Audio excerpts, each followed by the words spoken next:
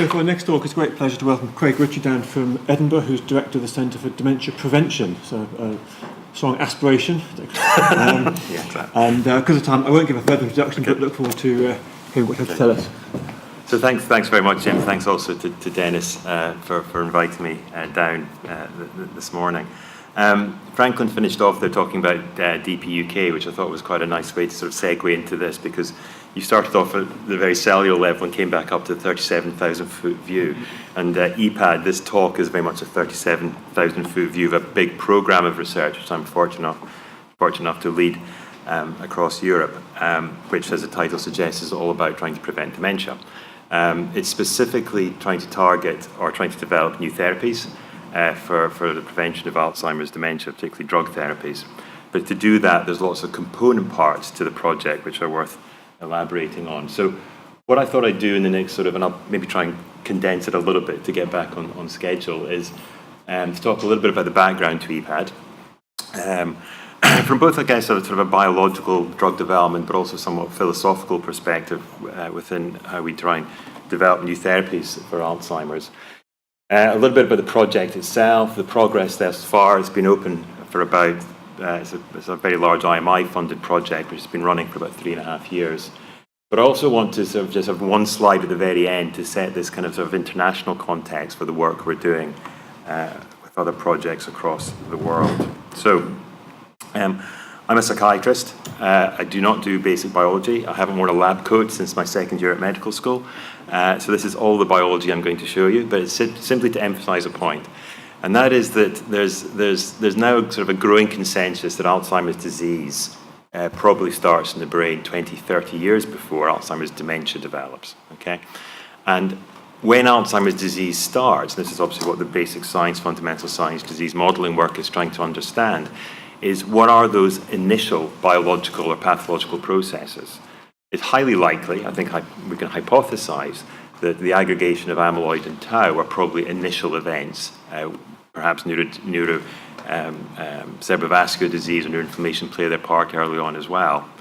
But in that early phase where people are asymptomatic or have very few symptoms, there's probably a reduced number of pathologies. You fast forward to when somebody's developed Alzheimer's dementia, when they're diagnosed in the clinic, like people like myself, we know that there are multiple pathological processes then driving that individual's clinical phenotype. It's no longer just amyloid and tau and neuroinflammation, but it all changes with many other factors.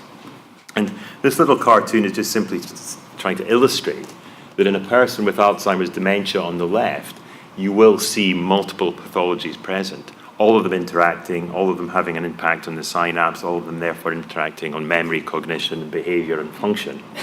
Whereas if you could go back in time to that individual maybe 30, 40 years earlier, we would hypothesize there's fewer pathologies that are earlier in the cascade before the dementia syndrome develops. And those little black crosses at the top are one of the big challenges in developing therapies in this area has been the tendency to use quite specific targeted interventions for pathologies, like for instance anti-amyloid therapies, in people where the driving pathologies behind their clinical symptoms are multiple. So it's no wonder that there's been no real development in the last 20 years in new therapies for prevention or disease modification in Alzheimer's disease. I think what we're hoping for, and this is where EPAD plays a part, is how do we identify these individuals earlier in the course of the disease, potentially when they're asymptomatic, the very preclinical stage, and then knock down these pathologies effectively. So, like I said earlier, there's been no real breakthroughs, if you like, in terms of new treatments for Alzheimer's disease in the last sort of 15, 20 years. Though I did, just before I came up on stage, see there has actually been an announcement from one drug company which has shown a drug, BAN 2401, a drug that's been developed as a monoclonal antibody against protofibrils.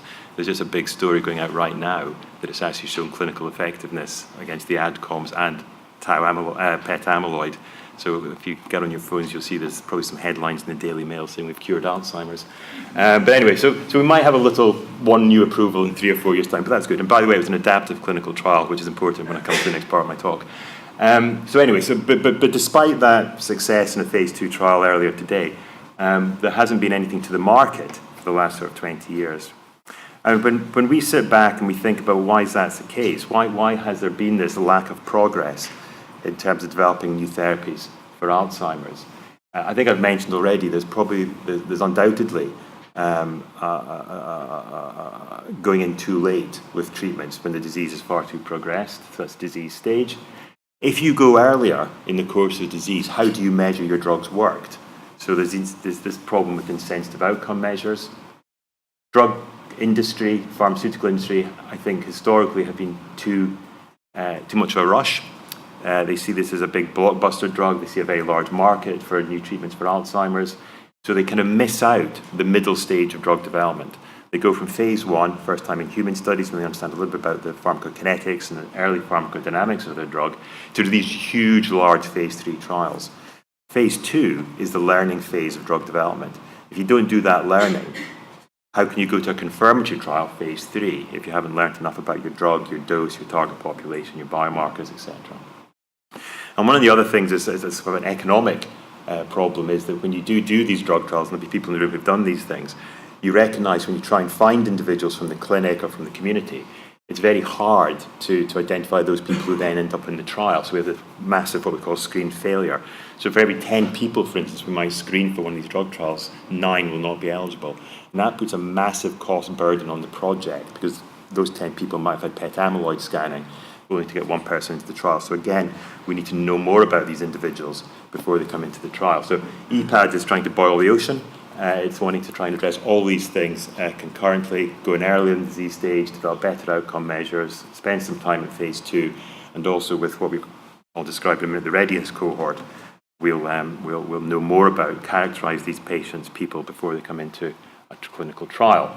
So, you probably can't get through many talks about Alzheimer's without showing the Clifford-Jack curves, but essentially what we're trying to do here is this area, this domain that we're interested in, secondary preventions. This is the people we want to find are people with a disease in their brain, but they do not have either they don't have any clinical symptoms or they've got the earliest clinical symptoms before dementia develops. This is a great zone of uncertainty. That's why we still show these cartoons. We don't show empirical data that actually says this is actually what's happening. This is the sequence of events in the brain in terms of pathology and the clinical symptoms. And that zone of uncertainty really undermines our ability to develop drugs because we need to know what is actually going on in the brains of people who then go on to develop later stage Alzheimer's disease, formerly known as Alzheimer's dementia. So what we need to do to be able to do that is find massive numbers of people to come into these studies, not tens or even hundreds, but thousands. And that's a huge challenge because it's not good enough just to sort of, do a quick memory test over the phone and do a quick CT scan and maybe take a little bit of blood off. You really need to do some very, very deep and accurate phenotyping in this population or these populations. What we test for has to be underpinned by our current knowledge of the biology. And we also have to, work with, really some of the top statisticians and mathematicians available to really understand how we use these data to develop these models. What I should have said at the start was that EPAD is very much embedded in Cambridge as well. We've got 3 groups working here in Cambridge. We've got the statistical leadership is actually from Brian Tom at the MRC BSU, and he's a card-carrying sort of disease modeler. We also have an ethics work package around disclosure, which is led by Carol Brain, and Dennis is the principal investigator of the EPAD site here in Cambridge, about to open up. And that point about Carol Brain's work with Richard Milne is a lot of the stuff we're doing in EPAD is quite novel for the community to think about disease, Alzheimer's disease being a disease of midlife. So the way we communicate this whole prevention, disease before dementia stories critically important. So engaging participants in the community is a key part of this as well. So that all comes together to EPAD. I'm not going to talk about Prevent today, but you're also cited for Prevent, which is a very similar project, which is UK and Ireland, of 700 people. And John O'Brien, I don't know if John's here. John O'Brien's the PI for Prevent in Cambridge. So, what is EPAD? Well, EPAD is IMI project, Innovative Medicines Initiative. That means it's a very explicit public-private partnership. The problem statement, the challenge was actually set by industry, particularly the lead partner in this is Janssen. And they actually put together almost like a tender document which the academic groups aggregate, and we put in our application. And we were fortunate enough, like I said, led from the University of Edinburgh to win this. The grant itself, just to give you a sense of scale, is €64 million, and that is only to develop the pre-trial platform. The actual trials themselves are funded separately. I'll come on to that in a second. The objective of EPAD is to build an adaptive, a platform for adaptive clinical trials for proof of concept for the secondary prevention of Alzheimer's dementia.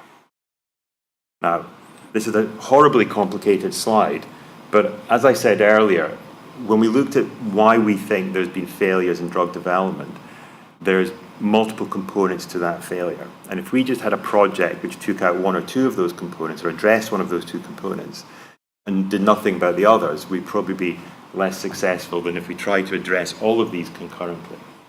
So we started off, top left, by having a series of scientific advisory groups in genetics, epidemiology, imaging, which is actually led by Frederick Barkhoff in the UMC, wet lab biomarkers, and a cognitive clinical working group led by my namesake Karen Ritchie in Montpellier. And they, in a sense, curated the knowledge and the information that we had already about preclinical and prodromal models and how best to measure these things, either through cognitive or biomarkers. That information informed the design of our cohort study, which I'll talk about in a moment. People come into this cohort study and then cycle into the clinical trial. Again, I'll go into this in more detail in a moment. The thing to think about in this slide is twofold. Number one is this cycling of data. So the information we started with, we gather more information as we go around, we improve our disease models, we publish, and we redesign our cohorts, our simulations about the clinical trial in terms of effect sizes, etc. And the second point is it's actually a very, very large project with multiple work packages and components within it, all working concurrently. So another way of thinking of this flow is what we've been doing is, I'll talk about the cohort study in a moment, but this is several thousand people across Europe, exceptionally deeply phenotyped, with two primary purposes. Number one is as a readiness cohort for the trial, so having people deeply characterized phenotypes so we reduce this screen failure. But if we were just to start this project off by just recruiting from the general population, we'd end up with a lot of people who are amyloid negative and never be suitable for the trial. So we've been working with existing cohorts across Europe, for instance, Generation Scotland. One day we'd like to work with UK Biobank to be able to bring people from those cohorts into our cohort in this enrichment journey before they come into the trial. So, like I said, the cohort study itself, its objectives are number one, it's a readiness cohort. It's trying to identify people, characterize people, and then make it very likely they'll come into the trial because we know so much about their amyloid status, their tau status, their cognitive status, etc. In doing so, in developing this massive cohort of people who are followed up over time, it is undoubtedly the largest cohort of its kind. It's bigger than ADNI and ABLE will be combined for those who know those studies. So it's a real gift to the community in terms of disease modelling. And also the final thing is, in this cohort, we will be able to collect data which we can then use as baseline data, if you like, for the proof of concept trial. There's currently 20 trial delivery centres across Europe, and there'll be 35 by the end of the year. Now, I won't go through this in any great detail for time, but essentially you can come into this study if you don't have dementia, okay? So it's a very welcoming inclusion criteria. I mean, clearly we want to exclude things that might exclude you from a trial later on, but essentially if you're over 50 and don't have dementia and medically well, you could come into this study, and that's why actually recruitment into the cohort has not been difficult. So, again, very quick summary. We draw from various other cohorts across Europe. We have a screening visit, and then there's a sort of an annual follow-up when we do all of our assessments, which take about 2 or 3 days, to be honest, with the patients or the participants.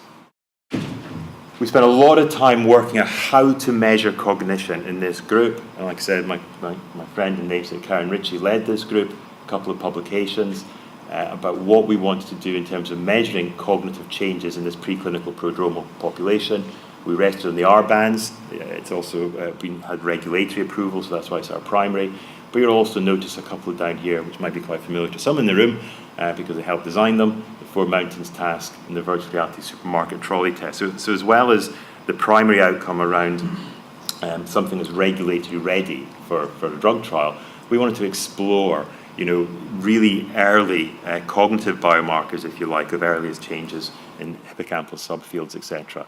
And we've also got some data from PREVENT, which Dennis is about to publish, hopefully, very soon.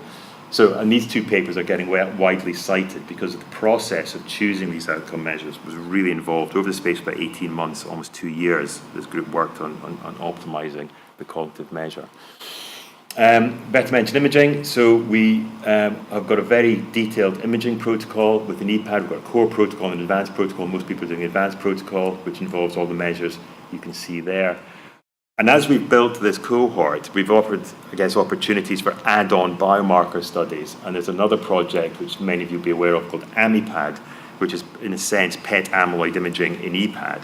And that's led by Frederick Barkhoff, and that's allowing us to have about 3,000 people baseline PET amyloid scans, and about half of those will be followed up with longitudinal imaging, grabbing all the rest of the data from the EPAD study. Where are we at? So this is recruitment. We're at about 808 people in the cohort over the last 18 months, but we've really scaled up. So we're now recruiting almost about 100 people a month. You'll see for some centres, like in Edinburgh, Barcelona, as is Toulouse, this is a major, major undertaking. I mean, the Barcelona centre's got 180 people in this cohort, and you see the complexity of this study. It's a massive industrial scale undertaking for a lot of these leading academic centres.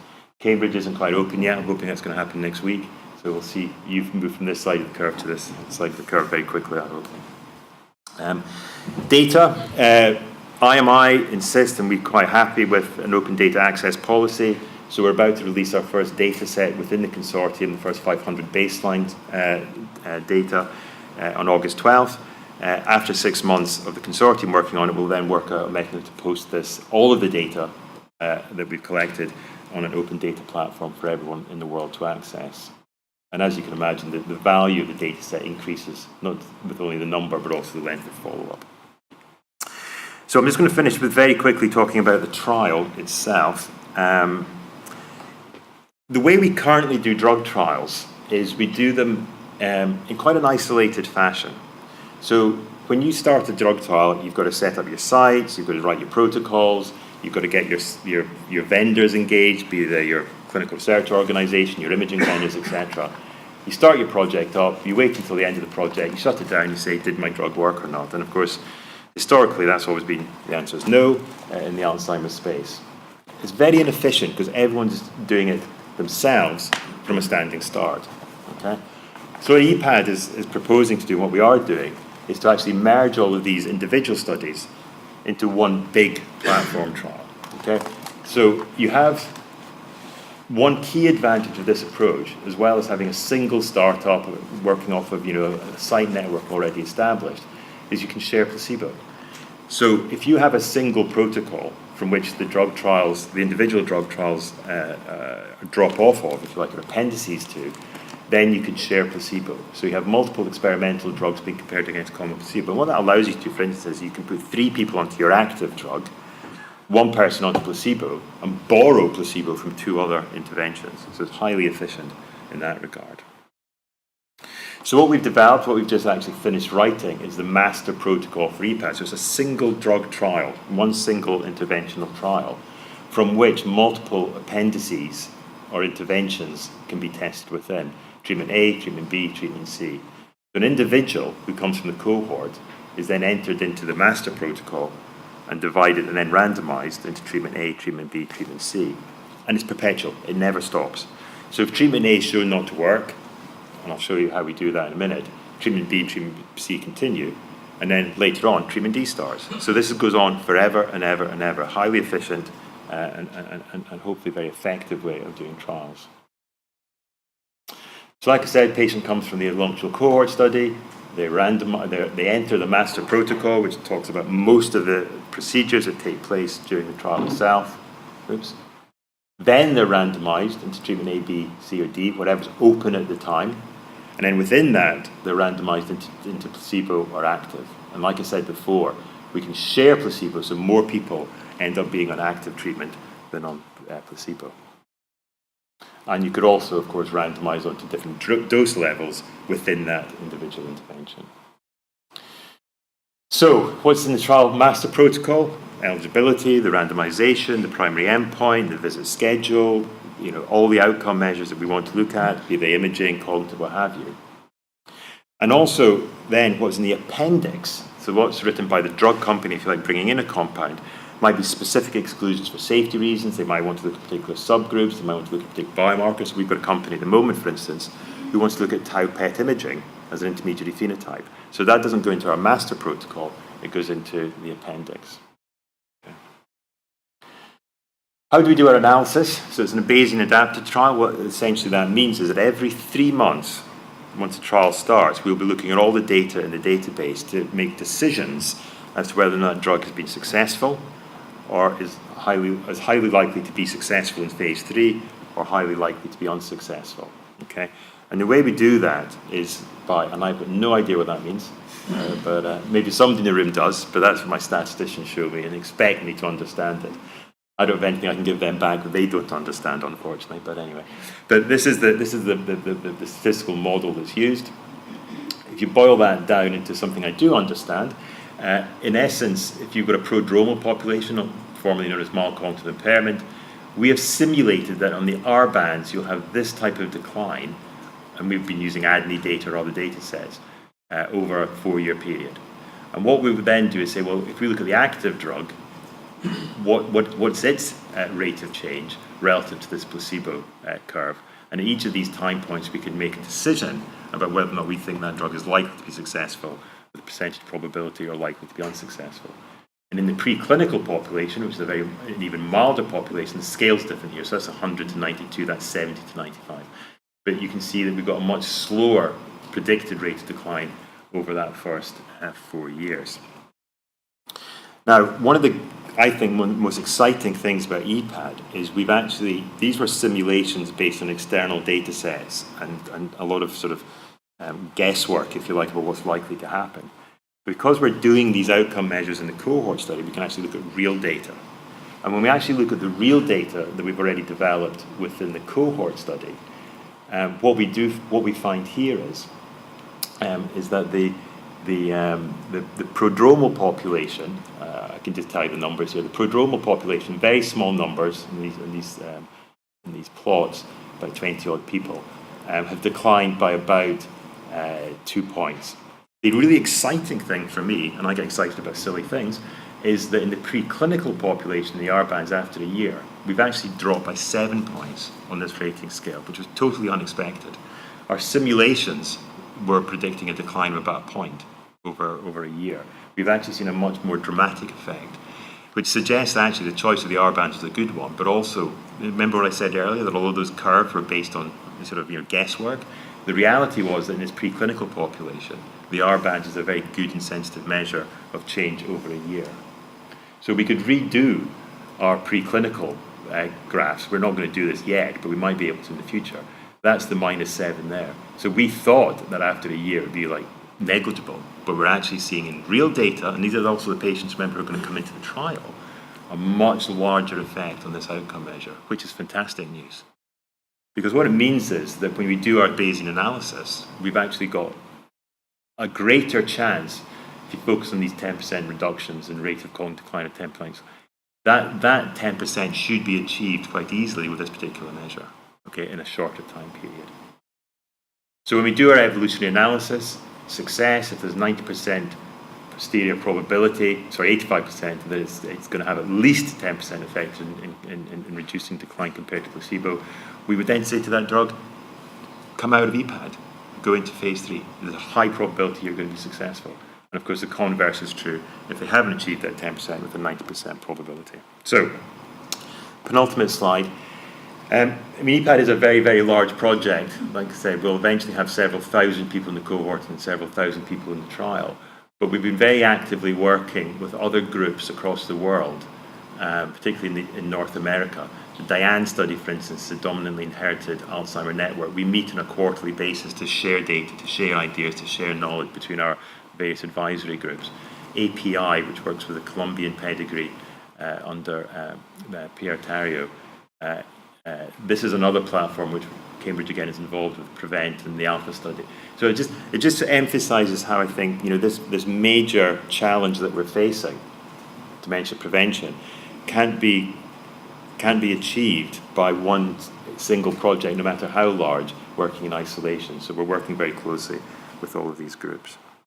So summary, I think disease before dementia is accepted. I think it's our job now to try and understand what is happening to the disease before dementia develops.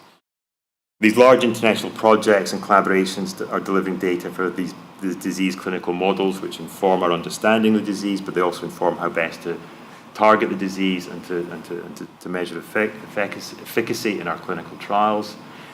EPAD has a very specific role within this global network to do drug trials, and I can't help but say thank God for the EU, because they gave us 64 million euros. Long may it continue. So, acknowledgement of the EU, of our IMI, I had to put this up because they've funded the project, and this is my research group.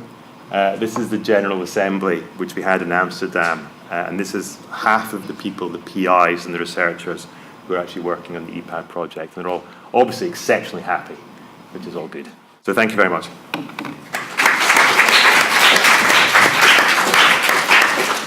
Thank you for exemplary timing, which does leave us time for some questions.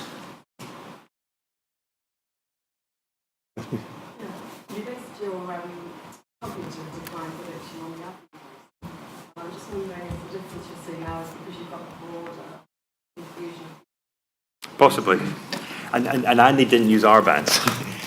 Andy used the PAC. So we had to sort of take components of those data sets and model into what the R bands would show.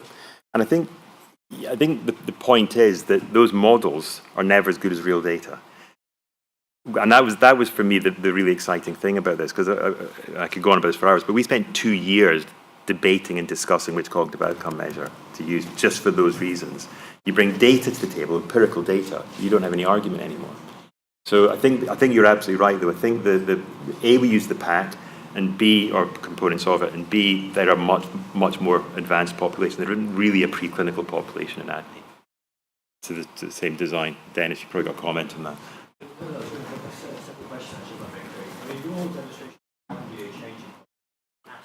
Yeah.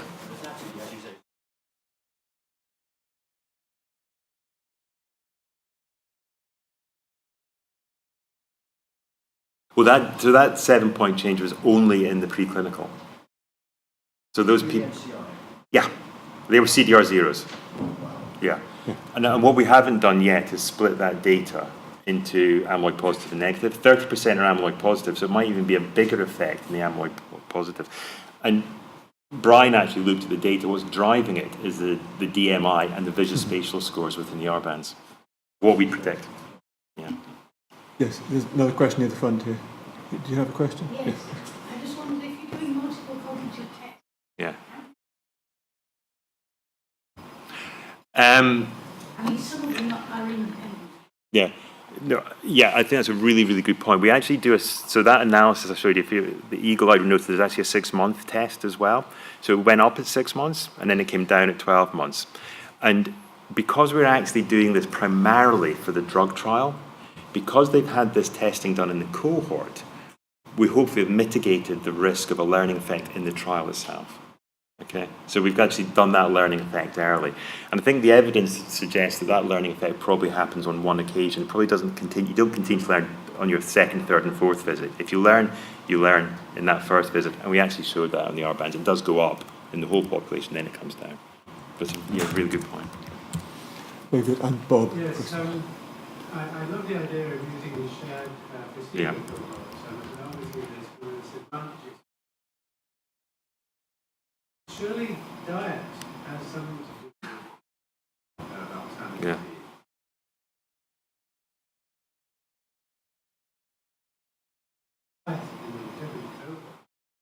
Different. Yeah. And You can for that? Well, we were measuring diet. So in the cohort study itself, we used the same diet or food inventory they used in finger, in this, in the finger study. So we are able to measure diet between centres, between individuals. And I guess in some ways we could use that as a covariate if we actually did see any differences. So, obviously centre differences in the trial should randomise out because you're randomised obviously in the project. But we have at least got the data to check those assumptions. So we do look at data. Nick, got a last question.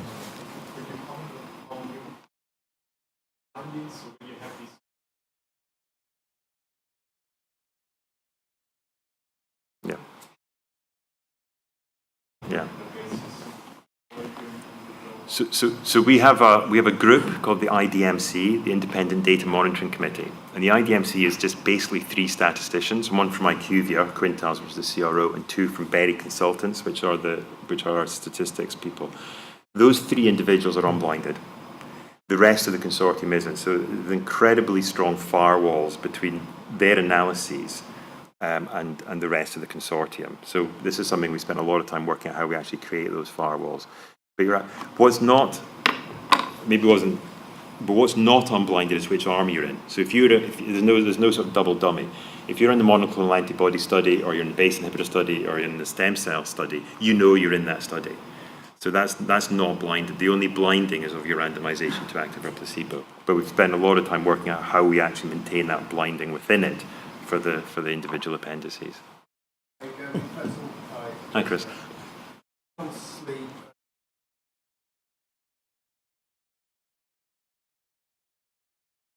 We're doing the Pittsburgh sleep questionnaire. We're doing the Amsterdam ADL assessment. So we're working with Philip Shelton's group and we've got all the measures in there. That's why it's 3 days of testing. At least It's formidable in that intensity, that depth, and its scale, but I think that is what's going to be necessary. Yeah, I'm afraid so, yeah. I think on that, because of time, and your next speaker, which I'm afraid will be me, will stand between you and coffee break. So I think on that note, can I just thank Craig once again? Thanks.